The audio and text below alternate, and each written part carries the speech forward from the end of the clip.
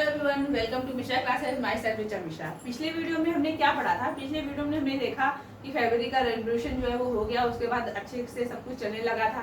उसके बाद क्या घटनाएं घटी उसके बारे में हमने देखा, और हमने ये भी देखा कि व्लादिमीर लेनिन जो है वो वापस यहाँ पे रशिया में आ चुके हैं। और यहाँ पे आने के बाद जो है उन्होंने अब एक थीसिस दिया था जिसे अप्रैल थीसिस का नाम दिया कहा गया। वो अप्रैल थीसिस, जिसे लेनिन थीसिस या अप्रैल थीसिस कहा जाता है, वो एक्चुअली में क्या है इसके बारे में हम इस वीडियो में पढ़ने वाले हैं। तो आज का हमारा वीडियो कौन सा है? लेनिन्स अप्रैल थीसिस के बारे में। तो इसे शुरुआत करते हैं। इससे शुरू में क्या हुआ देखिए कि after returning the from exile, Lenin जो है वो एग्जाइल से लौट के वापस आते हैं। एग्जाइल यानी यहाँ कोई देश नहीं है। एग्जाइल मतलब जो सार के टाइम पे, जब सार जो है राजा था, उस समय उन्होंने क्या किया था कि जो लेनिन थे, व्लादिमीर लेनिन, उनके ऊपर ये आदेश दिया गया था कि अगर वो कहीं पे भी मिलते हैं तो उनको सीधा गोली मार दिया जाए। ऐसे आदेश हुआ था, उन्होंने किया था। और इस आदेश के कारण लेनिन जो है वो भागे भागे फिर रहे थे रशिया से। तो जैसे ही देखा लेनिन ने कि सार जो है कि मोनार्ची जो है वो खत्म हो चुकी है, प्रोविंशियल गवर्नमेंट बन गई है, तो लेनिन जो है वो वापस यहाँ पे रशिया में आ जाते हैं। उसके बाद क्या होता है कि यहाँ पे आने के बाद उन्होंने सबसे पहले ये कह दिया कि भाई अब प्रोविंशियल गवर्नमेंट को जो है अपना कार्यभार छोड़ के बोल्शेविक पार्टी को पावर में आ जाना चाहिए। और उसी के बाद जो उन्होंने अपनी 3 डिमांड्स रखी थी अपनी, और उसी डिमांड को जो है अप्रैल थीसिस का या लेनिन थीसिस का नाम दिया गया था। तो वो डिमांड्स क्या क्या थी वही हम देखते हैं। तो चलिए स्टार्ट करते हैं। देखिए तो डिमांड क्या था कि यहाँ पे वॉर होगा, मैंने वॉर दे दिया है आपका।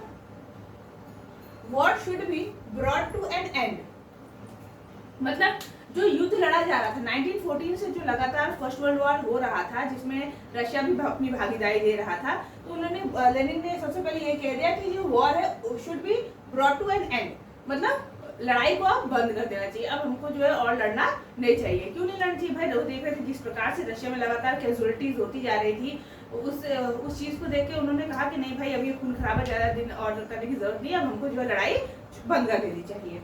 नेक्स्ट उन्होंने क्या कहा? Land to be transferred to the peasants. अब जैसे जो कार्ल मार्क्स की विचारधारा थी, उसी विचारधारा के साथ अगर हम इसको मैच करें, कि उन्होंने क्या कहा था कि कम्युनिस्ट सोसाइटी होनी चाहिए जिसके अंतर्गत लैंड जो आपके वो है पीजेंट्स, उनको चाहिए क्या? लैंड्स को पूरा कब्जा कर ले। तो उसी चीज को ये समर्थन कर रहे थे। उन्होंने क्या कहा कि लैंड्स को पूरा ट्रांसफर कर देना चाहिए। लैंड्स किसके पास से? लैंड ओनर्स वगैरह के पास, नोबेलिटीज के पास जो थी, उन सारे लैंड्स उनसे लेकर पीजेंट्स को डिस्ट्रीब्यूट कर देना चाहिए। नेक्स्ट उन्होंने कहा बैंक्स टू बी नेशनलाइज, मतलब जो भी बैंक्स थे उन्हें नेशनलाइज कर दिया जाए। नेशनलाइज मतलब अब उसका जो काम है, कार्यभार है, वो रेगुलेशंस है, तो उसे कौन करेगा? अब उसे गवर्नमेंट को करना चाहिए। पहले क्या था, बैंक्स प्राइवेट थे, लेकिन उन्होंने कहा कि नहीं, अब प्राइवेसी वाला काम नहीं, अब ये सारी चीजें जो है वो गवर्नमेंट के हाथ में सौंप देनी चाहिए। तो ये 3 वो डिमांड थी जिन्होंने जिसे लेनिन ने जो है रखी थी, और इसी को जो है अप्रैल थीसिस का नाम दिया था। अब इसके अलावा उन्होंने क्या कहा कि he also argued to rename Bolshevik party as communist party. उन्होंने और क्या कहा कि जो बोल्शेविक पार्टी थी जिसके वो लीडर थे, मैंने आपको पहले बताया, आपने इसको बहुत पहले स्टार्टिंग से ही पढ़ते चले आ रहे हैं, तो बोल्शेविक पार्टी के वो लीडर थे। उन्होंने ये कहा कि हमारी जो पार्टी है इसका नाम जो है बदल दो, और इसका बदल के क्या नाम रख दो? नाम रख देना चाहिए कम्युनिस्ट पार्टी। अब प्रश्न उठता है क्यों, वाई? तो इसलिए कहा गया क्योंकि to indicate its new radical aims. इन्होंने जो नया रेडिकल एम जो अपना बताया था, वो एम क्या था? ये तीनों डिमांड जो उनकी थी, ये जो उनकी विचारधाराएं थी, जो कि कार्ल मार्क्स की विचारधारा से बिल्कुल मैच करती थी। और कार्ल मार्क्स ने क्या कहा था कि हमें एक कम्युनिस्ट सोसाइटी बनानी चाहिए। तो उस विचारधारा को पूरी तरह से इंडिकेट करने के लिए इन्होंने ये कहा कि हमारी बोल्शेविक पार्टी का नाम क्या कर देना चाहिए? बदल के कम्युनिस्ट पार्टी कर देनी चाहिए। नेक्स्ट उन्होंने क्या कहा कि however many other members of Bolshevik party were initially surprised by the April thesis। अब इन्होंने ये सारी बातें तो कह दी। अब इनकी इन बातों को सुनने के बाद जो बोल्शेविक पार्टी के मेंबर्स थे वो बहुत ही सरप्राइज थे, बहुत ही सरप्राइज हो गए। अब प्रश्न उठता है क्यों हो गए, सरप्राइज क्यों थे भाई? तो सीधी सी बात थी कि भाई अभी अभी तो सब फरवरी रेवोल्यूशन हुआ था, वो चाहते थे कि राजा हटे, मोनार्ची हटे, राजा हट गया, मोनार्ची खत्म हुई, प्रोविजनल गवर्नमेंट आ गई। जो उनकी डिमांड थी वो सारी पूरी हो रही थी, सब कुछ गवर्नमेंट ठीक ठाक से काम कर रही थी, तो सारे लोग लगभग बहुत खुश थे। और ऐसे में आते ही जो है लेनिन ने ये डिमांड कर दी कि नहीं भाई, जो है प्रोविजनल गवर्नमेंट को हटा के जो है हमें अब जो सोवियत है उसे जो है पावर मिल जानी चाहिए, पार्टी को मिल जानी चाहिए, पार्टी का नाम जो है बदल के आप कम्युनिस्ट पार्टी कर दीजिए। तो इन सारी चीज़ों को सुनने के बाद जो है बोल्शेविक पार्टी के लोग मतलब बहुत ज़्यादा सपोर्टिव नहीं हुए इस बात को, वो क्योंकि खुश थे वो गवर्नमेंट के साथ, और जो है फिर बहुत ही सरप्राइज हो गई इस बात को सुनने के बाद। और इसका और क्या कारण बताया, they thought that it was not the right time for socialist revolution and provisional government should be supported। उनका यह मानना था कि भाई जब सब कुछ ठीक ठाक चल रहा है तो फिर हमें किसी और रेवोल्यूशन को करने की क्या जरूरत है, अभी तो रेवोल्यूशन हुआ, सब कुछ नॉर्मल हो गया, तो सोशलिस्ट रेवोल्यूशन की आवश्यकता नहीं है। हमारी गवर्नमेंट जो प्रोविजनल गवर्नमेंट है वो ठीक से जब काम कर रही है तो हमें उसका सपोर्ट करना चाहिए। नेक्स्ट क्या उन्होंने कहा कि but the development of subsequent must change their attitude. आगे क्या होता है, लेकिन क्या होता है कि आगे कुछ महीनों जैसे जैसे कुछ महीने बीतते हैं, समय बीतता है, कुछ ऐसी चीजें घटित होती हैं जिससे कि लोगों की विचारधारा ही बिल्कुल बदल जाती है। मतलब ऐसा क्या घटित हुआ जिसकी वजह से अक्टूबर रेवोल्यूशन आने के कारण बने। अब रीजन फॉर अक्टूबर रेवोल्यूशन क्या है वो चलिए हम देखते हैं। तो फिर रीजंस फॉर अक्टूबर रेवोल्यूशन क्या हुआ तो देखते हैं। जैसे workers movement grew, trade union and factory committee started questioning industries. इसका मतलब क्या हुआ कि वर्कर मूवमेंट्स ग्रीव। अब जैसे आपने देखा कि भाई आपका जो सार का मोनार्ची वगैरह सिस्टम जो खत्म हुआ अब फरवरी रेवोल्यूशन के बाद, तो उसके बाद जब प्रोविजनल गवर्नमेंट आई थी तो मैंने आपको बताया था कि उस समय लोगों को जो है यूनियन बनाने की आज़ादी मिल चुकी थी। जैसे सोवियत थे वैसे ही पेट्रोकार सोवियत की तरह बहुत सारे सोवियत का निर्माण होने लगा था, तो वैसे ही जो वर्कर्स का ग्रुप था उसमें भी अलग अलग कमिटीज वगैरह बननी प्रारंभ हो चुकी थी, ट्रेड यूनियन बनने लगे थे, फैक्ट्री कमिटीज वगैरह बनने लगी थी। लेकिन सिचुएशन यहाँ पे कुछ बदलने लगी थी। मतलब जैसे पहले क्या था कि राजा था, राजा के सिस्टम से लोग जो है नाखुश थे वर्कर्स, तो वो राजा से क्वेश्चनिंग करने लगे थे, तो सेम सिचुएशन अब फिर बढ़ रही थी। मतलब आपका जो प्रोविजनल गवर्नमेंट बना था उसमें कौन लोग थे, मैंने आपको बताया था, उसमें आपके हाई सोसाइटी के लोग थे, ट्रेडर्स थे, इंडस्ट्रीज वगैरह लोग शामिल थे। अब इंडस्ट्रियलिस्ट के द्वारा जो बनाए गए कानून थे यहाँ फैक्ट्रियों को लेके, उससे लोग जो है नाखुश होने लगे थे वर्कर्स जो है। अब उन्होंने क्या किया, जिस प्रकार से वो राजा के खिलाफ आवाज उठा के उनसे क्वेश्चंस करने लगे थे, उसी प्रकार से अब वर्कर्स जो है क्या कर रहे थे, कमिटीज बना के वो अब क्वेश्चन करना शुरू कर दिए। किससे, इंडस्ट्रियलिस्ट लोगों से भी क्वेश्चनिंग करना प्रारंभ कर चुके थे। फिर क्या होता है कि soldiers committees were formed in the army. अब इसके अलावा जो आर्मी थी, आर्मी में भी सोल्जर्स की एक अलग अलग कमिटीज बनना प्रारंभ हो गई। क्यों बनना प्रारंभ हो गई, अब जैसे सोल्जर्स था पूरा आपका, अब सोल्जर्स का मतलब जो आर्मी थी, आर्मी में बहुत सारे सोल्जर्स थे। अब भाई उसमें भी कुछ ऐसे लोग होंगे जो बोल्शेविक की पार्टी को सपोर्ट करते होंगे, उसकी विचारधारा होगी, कुछ लोग होंगे जो प्रोविजनल गवर्नमेंट को सपोर्ट करते थे। भाई अलग अलग विचारधाराओं का अलग अलग ग्रुप बनना प्रारंभ हो चुका था। फिर क्या होता है कि in June about 500 Soviet sent representatives for an All Russian Congress of Soviet. अब जैसे हम लोगों ने नेशनलिज्म इन इंडिया अगर आप लोगों ने पढ़ा होगा तो उसमें देखा होगा कि अलग आज़ादी से पहले जो है कांग्रेस का बहुत सारे सेशंस बुलाए गए थे अलग अलग ईयर्स में, जिसमें लोग जो है मीटिंग करते थे और इंडिपेंडेंस को लेकर बहुत सारी चर्चाएं होती थी। तो वो उसी प्रकार से यहाँ पे रशियन का कांग्रेस मीटिंग भी होती थी। तो उन्होंने क्या हुआ कि जून में क्या हुआ कि लगभग 500 सोवियत, मैंने आपको बताया कि बहुत सारे सोवियत जो है बनना प्रारंभ हो चुके थे, कितने बन गए थे, लगभग 500। तो 500 सोवियत ने क्या किया, अपने रिप्रेजेंटेटिव को भेजा कहाँ पर, all Russian Congress of Soviet की मीटिंग में भेज दिया।